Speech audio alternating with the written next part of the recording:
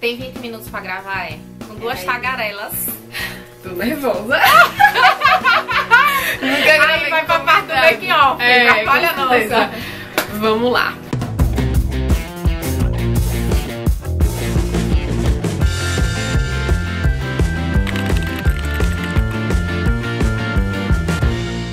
Gente, como eu sempre falei pra vocês, que eu acredito que a gente é muito mais feliz convivendo e trabalhando com o nosso propósito. Eu convidei uma pessoa que nunca parou de sonhar, apesar de ter acontecido várias coisas, sempre esteve em busca do propósito dela, que é Paulinha. Paulinha, seja bem-vinda! Ela veio motivar vocês e contar um pouquinho sobre como tem acontecido essas transições, essas coisinhas pra ela. Fala aí, Paulinha. Ai, meu Deus, ai. Motive o povo agora. É tão difícil assim, né? A gente normalmente vive muito com relação aos nossos propósitos, às nossas metas, aos nossos objetivos de vida. Mas quando chega na hora de falar é meio que... Trava, né? Trava. É estranho assim, né? Mas Júlia me conhece um pouco e quem me segue, quem me conhece sabe que eu sou uma pessoa muito sonhadora.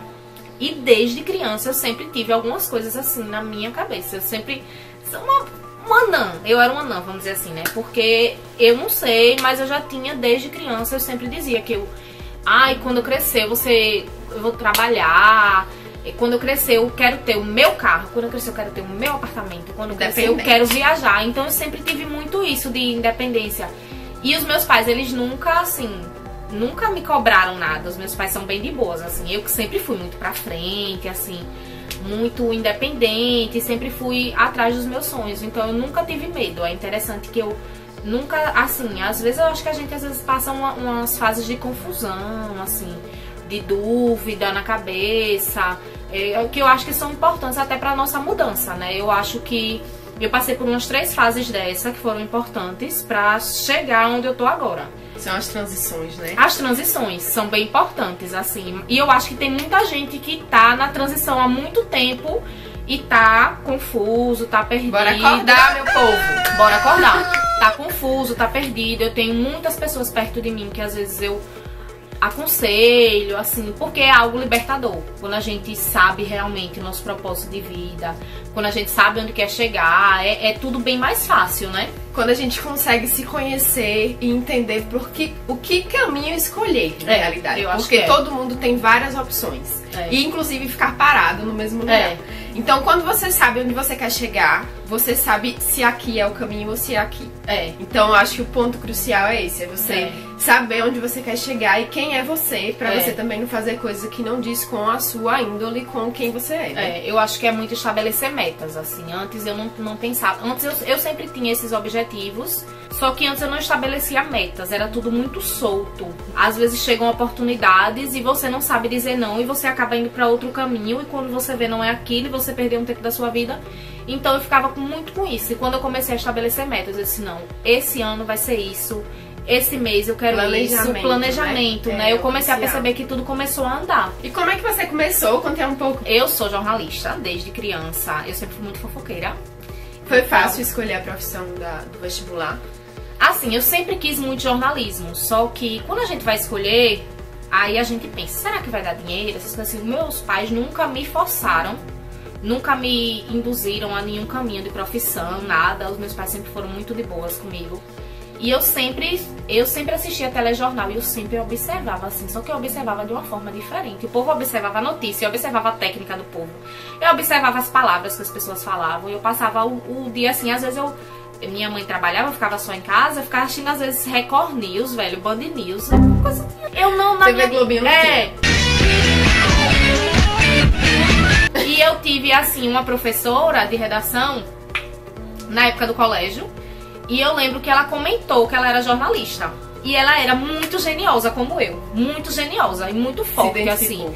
Aí eu disse, eu quero ser essa mulher. Eu quero ser essa mulher. Gente, eu esqueci o nome dela, eu vou lembrar. Ela ensina até hoje. Ela é fera, assim, em redação. E eu dizia, eu quero ser essa mulher como eu. Ela é muito forte e tudo. E eu comecei a observar tudo com relação ao jornalismo. Porque eu sempre tinha um pezinho... Mas eu comecei a ter certeza que ali era o meu caminho. Só que você entra na faculdade de jornalismo querendo uma coisa... e acaba fazendo outra. Eu sempre tive essa relação muito forte com mulher, com revista feminina, com programa de moda, com programa de beleza, com salão de beleza, com loja, com tudo. E só que aqui não existe jornalismo de moda, jornalismo pra mulher, né? Então, o meu TCC acabou sendo uma revista pra mulher sergipana. Só que depois, assim, eu cheguei a apresentar em alguns lugares e não colou, né? Porque não tem meio que o segmento e tal, então as pessoas não acreditam nisso aqui. Ainda é. Então eu comecei a fazer meio que da minha parte, né? Comecei a meio que adaptar, fazer algumas coisas e viver a minha profissão de uma forma prazerosa. Porque é interessante quando você gosta do que você faz, você acaba fazendo ali e acaba abrindo portas para outras oportunidades. Eu já trabalhei em jornal, já trabalhei em site, já trabalhei em assessorias de órgãos públicos daqui do estado. E assim, depois que eu fui me adaptando, era interessante que apareciam oportunidades para isso. E eu e Ana, nós formamos o Vento Indica, tudo tem esse tempo todo. Quem não sabe, o Vento Indica é um Instagram bombadérrimo. Bota aqui embaixo. Vou botar aqui pra vocês seguirem. Elas dão dicas, né, de cuidação de várias coisas. É massa, sigam, vai valer a pena. E o Vento Indica, assim, acabou despertando, assim, algo que eu já fazia, que era meio que uma consultoria de imagem, que eu sempre ajudava o povo a comprar e tal. E que hoje em dia é algo que eu também vivo, que eu também faço, só que eu tinha meio que um receio. Né? Eu não me jogava tanto nesse meio. Você fazia com paixão, era natural, mas você não tinha a profissão. A profissão, é. E a gente, assim, como aqui não tem esse tipo de curso em Aracaju e tal, a gente tem que sair. Tem que ir pra outro estado fazer e tal. Só que como eu trabalhava muito antes, como eu tinha rotina de trabalho e tudo, eu sempre ia deixando pra depois. Eu disse, não, ano que vem eu faço, ano que vem eu faço, ano que vem eu faço. E recentemente foi uma época muito importante que eu comecei a me descobrir e a descobrir que, assim, eu tenho que correr atrás dos meus sonhos. E eu tenho quase 30 anos e eu dizia, meu Deus, será que horas eu vou ter que parar pra fazer isso? Então foi quando eu pedi demissão do trabalho ano passado e eu comecei a, tipo, a ler mesmo, a futucar, né, a entender um pouco mais. E eu sempre fiz isso com lojas parceiras e tal, com amigos, sempre vou pra shopping pra comprar roupa pro povo. Dia dos namorados eu vou ser conselheira pra comprar sapato, comprar bolsa, tudo. E do meio do ano pra cá foi que eu fiz o curso, né, realmente, e comecei a atuar e que eu tô atuando. E eu faço, o que foi que eu fiz? Eu aliei as minhas duas paixões, a comunicação e a consultoria de imagem. Aí hoje em dia eu já dou palestra, já converso com o pessoal da importância da consultoria de imagem que muita gente não tem. Tem gente que acha que é futilidade e hoje em dia, infelizmente, eu tô tentando acabar com esse mito. Você lembra quando deu start, assim, pra você decidir o que você... Não, eu quero isso e não isso. Você lembra quando foi que aconteceu esse start? Porque a gente sempre fica muito confuso, né? Muito confuso. O que que eu quero, o que eu quero. E eu acredito que é a confusão que faz a gente não enxergar o que tá bem na nossa cara. Né? Aí tem que acontecer um startzinho que faz a gente perceber. Você lembra quando foi que aconteceu isso?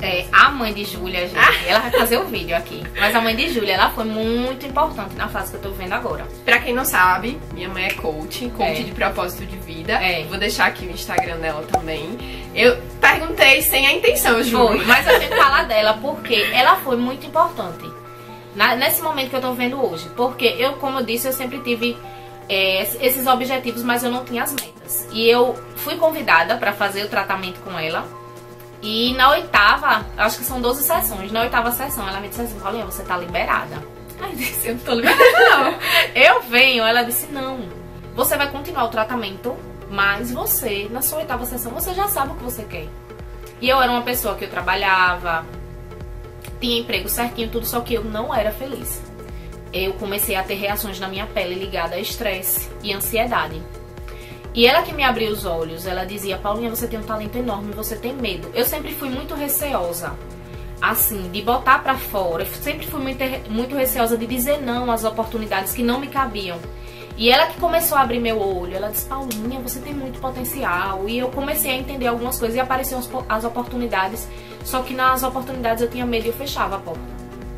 Eu sempre fechava a porta. E no ano passado, no Natal, um dia depois do Natal, eu acabei sofrendo uma tentativa de assalto com uma arma na minha cabeça e tal. E eu lembro que eu fechei os olhos. Na hora que eu fechei os olhos, que eu infelizmente reagi, não reajam. Na hora que eu fechei os olhos pra sair de onde assim, pra reagir, pra tentar salvar a minha vida, eu vi muito forte a imagem dos meus pais e veio o meu pensamento, eu não posso ir embora agora porque eu tenho uma meta na minha vida. que é ser feliz. Então, a partir daquele momento ali foi o start pra mim, foi na tragédia. E foi na tragédia, assim, porque 2 dias depois eu pedi demissão do meu trabalho. Muitas pessoas julgam pedir demissão como covardia, só que eu não julgo. Eu acho que é um ato de muita coragem, porque você tem que ser muito corajoso pra dizer não, principalmente pra sua infelicidade. Eu digo todos os dias aos meus amigos que eu não quero, eu não vou ser uma pessoa conformada. E eu pedi demissão e eu comecei a reformular toda a minha vida, eu comecei a planejar toda a minha vida. E todos os dias, todas as sessões com a mãe de Júlia vinham na minha cabeça. E foi interessante que a partir dali algumas portas começaram a se abrir com relação a tudo que eu sempre quis na minha vida. Quando foi no meio do ano, foi que eu corri atrás do curso, né? E eu comecei a perceber, hoje em dia eu tenho umas metas assim estabelecidas. Tem coisas que eu quero fazer, tem coisas que eu já deixei de mão, que eu sei que não cabem mais pra meta que eu tenho. Você analisa, né? Tem que analisar. Se leva até lá, E eu aprendi principalmente a dizer não, porque a gente sempre diz tudo sim, e a gente às vezes esquece do que a gente tem pra viver as coisas, assim, das pessoas que estão ao nosso redor, de outras oportunidades de querer ajudar todo mundo e não se ajudar, né? Eu acho que isso tem que estar bem claro a vida toda. Exatamente.